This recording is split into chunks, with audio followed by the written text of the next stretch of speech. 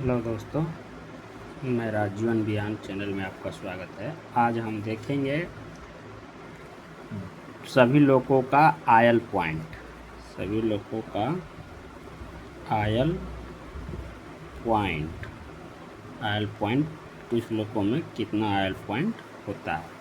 सबसे पहले हम देखेंगे WAG9। सबसे पहले WAG5 देख लेते हैं। पहले कन्वेंशनल से देख लेते हैं, फिर 3 फेज देख लेंगे। पहले WAG5 का आयल पॉइंट देखते हैं। ये भी, इसमें भी दो टाइप का लोको रहता है। एक होता है टाओ और एक होता है हिटैची। एक हिटैची टाइप का होता है, हिटैची। इसमें ये भी WAG5 कन्वेंशनल लोको है। इसमें आयल पॉइंट कितना होता है?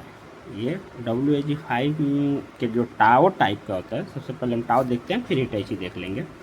टाओ टाइप में आयल पॉइंट देखें तो आयल पॉइंट अगर देखें तो इसमें 30 होता है।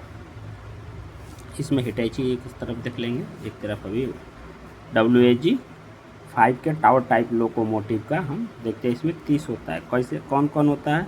जैसे इसमें 6 ट्रैक्शन मोटर होता है, तो 6 ट्रैक्शन मोटर का गियर केज का 6 आयल पॉइंट ये हो गया।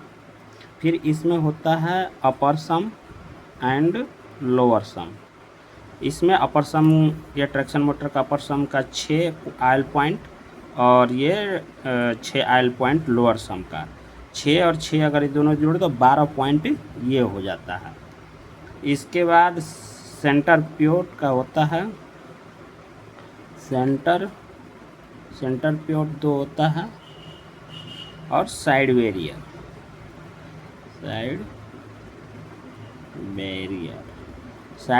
4।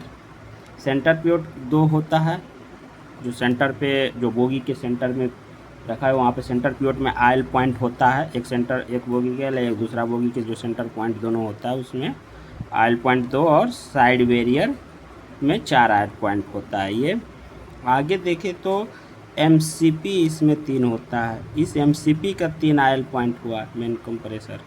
और MCPA बेबी कंप्रेसर है, इसका भी एक आयल पॉइंट हुआ।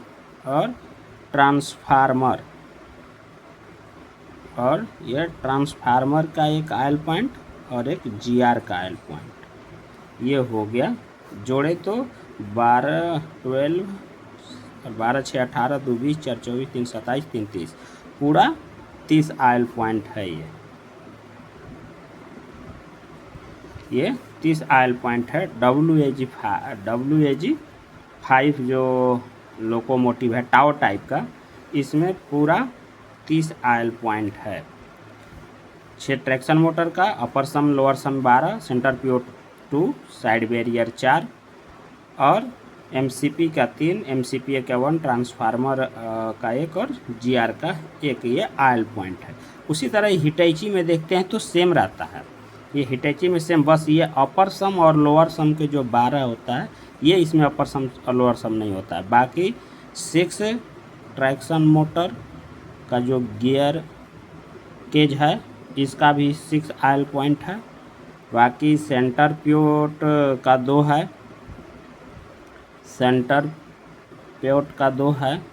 साइड बैरियर का 4, और MCP का भी इसमें 3, MCPA 1, ट्रांसफार्मर का 1 और GR आयल का पॉइंट 1, मिलाए तो 6, 2, 8, 4, 12, 3, 15, 3, 18। इसमें 18, यहीं 12 जो रहता है वो 30 में से ये 12 निकल जाता है इसमें WAG5 के हिटैची टाइप में। बाकी इसमें 18 आयल पॉइंट होते हैं। इसमें 18 आयल पॉइंट होते हैं WAG5 के हिटैची में। आशा करते हैं कि ये समझ गए होंगे। आगे देखें तो हम देख लेते हैं WAG7।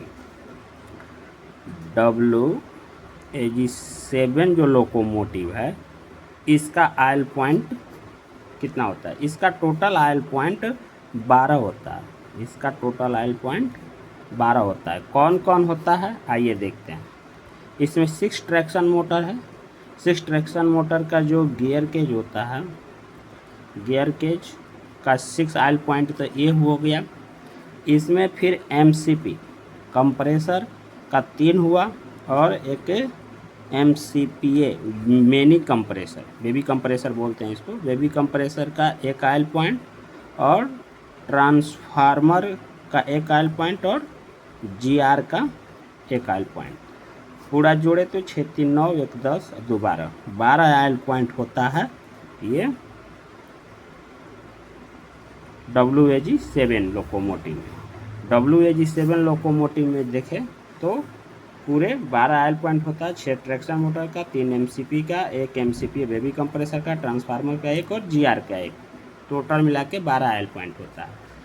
अब हम WAG-9 देख लेते हैं। ये 3 फेज है। WAG-9 लोकोमोटिव का आयल पॉइंट, ये 3 फेज होता है WAG-9। अभी तो कन्वेंशनल देख रहे थे इधर सब। WAG-9 का आयल पॉइंट देखते हैं। इसमें जो 6 ट्रैक्शन मोटर इसमें भी होता है।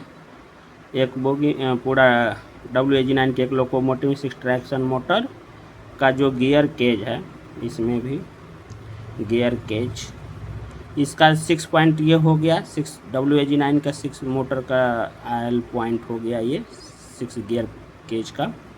और MCP कंप्रेसर का भी इसमें 2 MCP लगा रहता है। इसमें 2 MCP है तो 2 आयल पॉइंट हुआ इसमें। और इसमें भी बेबी कंप्रेसर MCP है 1, तो इसका 1 आयल पॉइंट हुआ। ठीक है। आगे इसका भी ट्रांसफार्मर का 2, इसमें ट्रांसफार्मर 2 होते हैं, इसका 2 आयल पॉइंट हुआ। और SR, आप तो जानते हैं ट्रांसफार्मर का आयल और SR का आयल, तो इसका ट्रांसफार्मर का आयल पॉइंट 2 होता है और SR का आयल पॉइंट 2 होता है। जोड़े तो 6 2 8 8 1 9 9 और 2 11 2 13, पूरे मिलाकर 13 आयल पॉइंट होता है। आयल पॉइंट होता है WAG-9 का पूरे आयल पॉइंट 13 होते हैं। 6 ट्रैक्शन मोटर का और MCP का 2 MCP baby compressor 1, transformer 2 oil point और SR का 2 आयल पॉइंट, मिलाए तो 13 आयल पॉइंट हुआ। अब लास्ट एक और देख लेते हैं WAG-12। ये WAG-12 का आयल पॉइंट कितना होता है? ईच सेक्शन, ईच सेक्शन,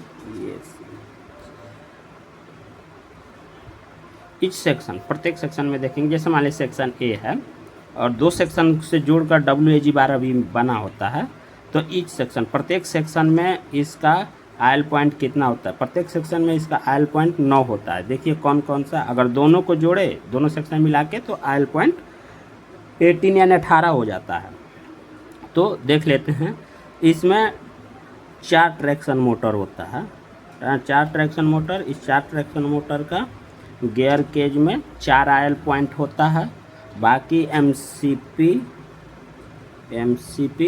1 होता है इसमें, और एक इसमें MCP बेबी कंप्रेसर भी इसमें 1 होता है, तो 1 आयल पॉइंट ये हो गया।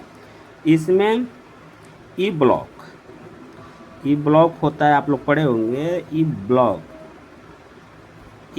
2 होता है, 2 होता है ई ब्लॉक 1 ई ब्लॉक 2। इसमें 2 आयल पॉइंट ये हुआ। और अब किधर लिखे, ट्रांसफार्मर का 1 होता है इसमें, यहाँ लिख लेते हैं। ट्रांसफार्मर का 1 आयल पॉइंट। अगर पूरे जोड़े तो